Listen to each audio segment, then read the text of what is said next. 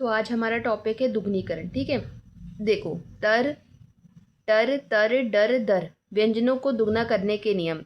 सबसे पहले हम ये डेफिनेशन को देखेंगे। किसी भी रेखाक्षर को अपनी साधारण लंबाई से दुगना करना ही दुगनीकरण कहलाता है।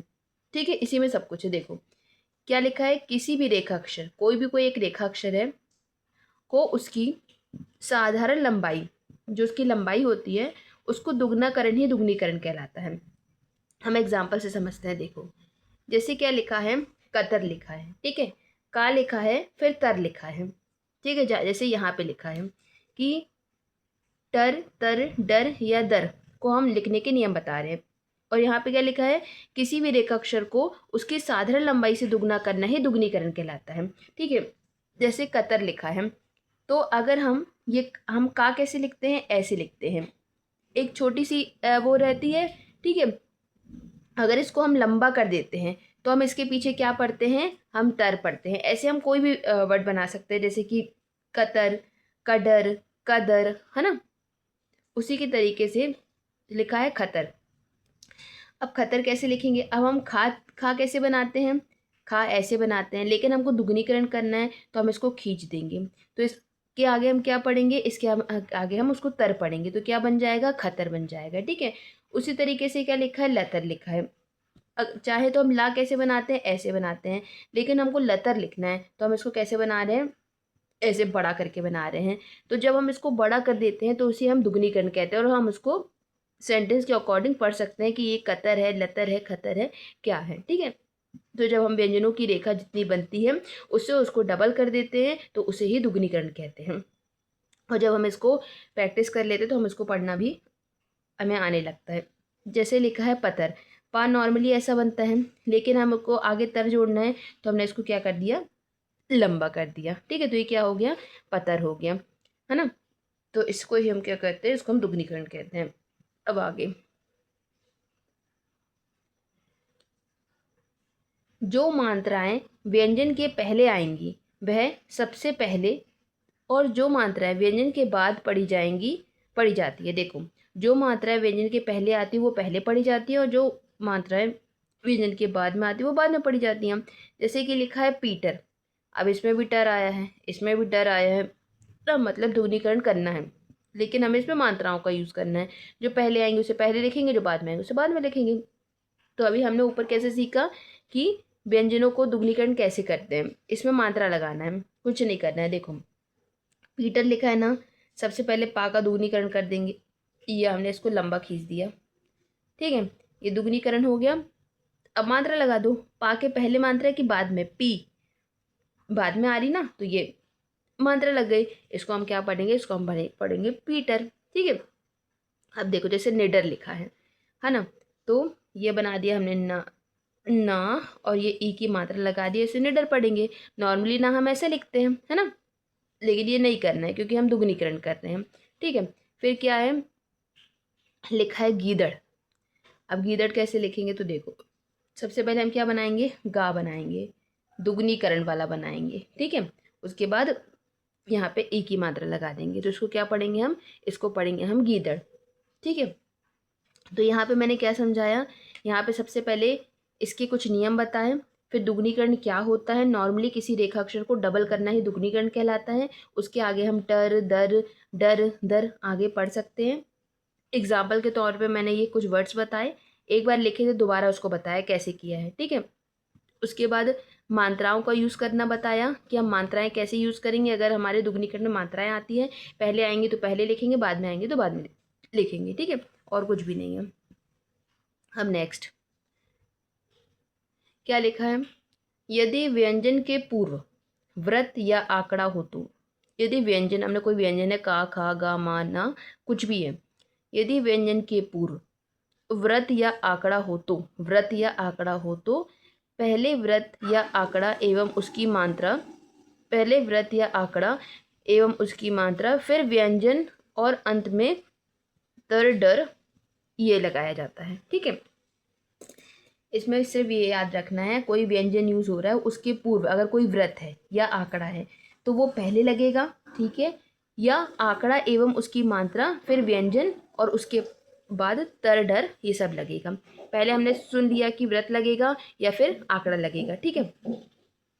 क्या लिखा है, सुंदर लिखा है। सा का हम व्रत बना सकते हैं, तो ये देखो ये बनाया सा, जैसे कि डेफिनेशन में लिखा है पहले लगेगा, और ये ना को बड़ा कर दिया। क्यों कर दिया, बाकी बाद में क्या लिखा है, दर लिखा है, ठीक है। तो ये क्या बन गया, हमारा सुंदर बन गया, है ना। जैसा डेफिनेशन में लिखा है हम वैसा ही बना रहे हैं। अब क्या लिखा है, निरादर लिखा है, आंकड़ा आया, तो ये हमने आंकड़ा बनाया और ना को बड़ा कर दिया, तो इसको क्या पढ़ेंगे, हम निरादर पढ़ेंगे, ठीक है। उसी के तरीके से स्थानांतरण लिखेंगे, ये क्या बन गया, हमारा स्थानांतरण बन गया, है ना। तो जैसा डेफिनेशन में लिखा है हम वैसे ही बना रहे हैं, इसलिए मैं बोल रही हूँ कि डेफिनेशन को आपको याद नहीं करना है, सिर्फ समझना है कि लिखा क्या है। एक बार समझ गए आप, वर्ड्स को अच्छे से बनाओगे, जब डिक्टेशन होंगे तो आपको बहुत ही ईजी पड़ेगा, स्पीड भी बढ़ेगी, क्या तो सब बहुत बढ़िया तरीके से होगा। इसलिए अभी इन चीज़ों को बहुत अच्छे से सीखना ज़रूरी है। अब क्या है नेक्स्ट, देखो ये भी बहुत इंपॉर्टेंट चीज़, यदि अंत में तर दर यदि अंत में तर दर आदि के बाद मात्रा हो तो व्यंजन को पूरे बनाए जाते हैं। देखो अब ये क्या नई चीज़ है कि यदि हम कोई मतलब शब्द लिख रहे हैं, उसके अंत में तर दर है, और यदि उसके बाद भी मात्रा है, इस तर दर है उसके बाद भी मात्रा है, तो हम क्या करेंगे, हम उस व्यंजन को पूरा बनाएंगे। ये भी बहुत इंपॉर्टेंट चीज़ है। जैसे लिखा है मंत्री, अब देखो मंत्री, री के बाद क्या है, वो है ना, मात्रा है ना, तो हमको क्या करना है, इसको पूरा बनाना है। जैसे कि ये हमने लिखा माँ, अब तरी है, तो हम इसको क्या है, मात्रा है ना पीछे, इसलिए हम इसको पूरा बना देंगे और यहाँ पे ये लगा देंगे, तो ये क्या हो जाएगा, मंत्री हो जाएगा, है ना। उसी के तरीके से जैसे संतरी लिखा है, तो हमने ये सा बनाया और फिर ये त्री लगा दिया। क्यों लगा दिया, क्योंकि यहाँ पे लिखा हुआ है यदि अंत में तर दर आदि के बाद मात्रा हो तो हम उसको पूरा लिखते हैं, ठीक है। आप ये कुछ गलत ना समझ ले, ये इसका है, इसका नहीं है, ठीक है, ये सिर्फ इसका है, ये मैंने ये बनाया है ना। तो जैसा कि हमारे इसमें लिखा है हमने इसको सेम वैसे ही बनाया है। अब आगे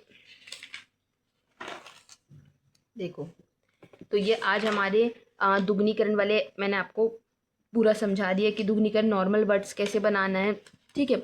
अगर हमारे आंकड़े और ये क्या नाम है, आंकड़े और व्रत आते हैं तो इसको कैसे बनाना है, ठीक है। और फिर मैंने समझाया इसमें कि अगर उसके बाद मात्रा आ रही है तो उसको हमको पूरा लिखना है। अब ये थोड़ी सी प्रैक्टिस किस चीज़ की, सन, क्षण और क्षण आंकड़े का हम प्रयोग कैसे करेंगे, है ना। तो देखो जो ये शन, क्षण, क्षण आंकड़े होते हैं ना, इनका प्रयोग हम कैसे करते हैं। वृक्क व्यंजनों के अंदर अंत में ना आंकड़े को फैलाकर बनाया जाता है, ठीक है। तो उसको हम क्या पढ़ते हैं, शन, क्षण, क्षण आंकड़े पढ़ते हैं। जैसे कि मैंने इसको नीचे भी लिखा है, देखो जब ना आंकड़े को फैलाकर पढ़ा जाता है तो उसे शन, क्षण, क्षण आंकड़े पढ़ा जाता है, ठीक है। नाकों से फैलाएंगे तब हम इसको ये पढ़ सकते हैं, है ना। तो इसके हम एग्जाम्पल कुछ देखेंगे। देखो जैसे क्या लिखा है, लेसन, है ना। लेसन में हम क्या करेंगे, पीछे क्या है, शन लिखा है ना, तो हम ना के आंकड़े को क्या कर देंगे, फैला देंगे, तो ये क्या बन जाएगा, ये हमने बनाया ले और ये शन, ठीक है। तो क्या बन गया, लेशन बन गया। उसी के तरीके से ये नेशन बन गया, नेशन, ठीक है। फिर क्या है, मिशन, उसके बाद क्या है, लक्षण, है ना। फिर दर्शन, फिर क्या है, शोषण, फिर क्या है, प्रदूषण, है ना। तो इस तरीके से हमने आज इसका शन, क्षण, क्षण आंकड़े का प्रयोग करना सीखा। अब जो इसको ये फुल डिटेल है, ये मैं इसको आपको अपने नेक्स्ट वीडियो में इसको फुल डिटेल के साथ बताऊंगी, क्योंकि ऑलरेडी वीडियो थोड़ा लंबा हो चुका है, तो मैं इसको अगले वीडियो में इसको फुल डिटेल आपको एग्जाम्पल सहित समझाऊंगी, ठीक है। तो मिलते हैं हम अपने नेक्स्ट वीडियो में।